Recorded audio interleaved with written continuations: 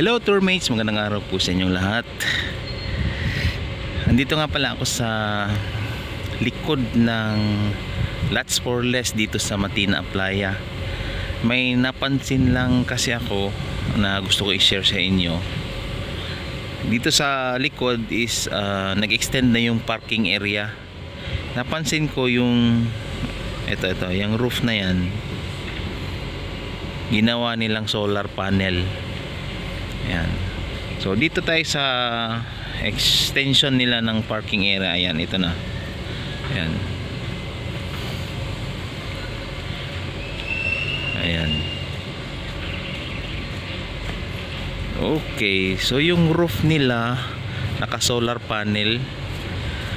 Ang laking tulong nito guys sa operation o sa kuryente na ginagastos ng Lots for Less. Ayan, hindi natin alam kung ilang watts ito, pero I'm sure malaki-laki ito.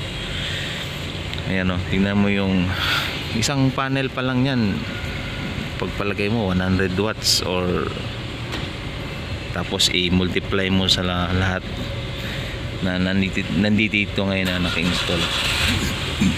Ayan o. Ayan.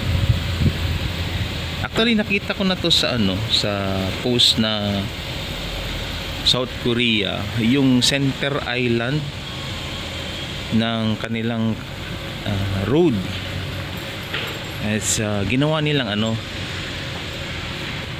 may bike lane din. Yan. So meron palang dito river or suba or sapa. Tingnan natin. Konektado to sa dagat kasi may bangka. Oo nga, kasi coastal na pala yan, Ayan,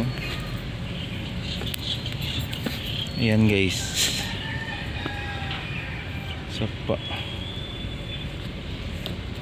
Kasi kita ko na yung bridge doon, Ayan, yung bridge ng Davao Coastal Road. Ayan. So yun lang guys, update ko lang sa inyo. Ito yung solar panel na ginawang roof dito sa extension ng parking area ng Lots for Less. And hopefully may mga business establishment din na kagayahin din ito. Diba usually sa mga open parking may mga puno, kagaya ng SM may mga puno sa gilid. Maganda rin yun actually.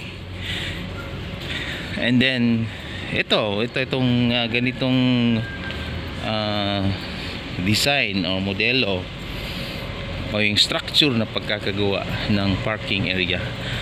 So yun lang po ang update natin dito sa Lots for Less.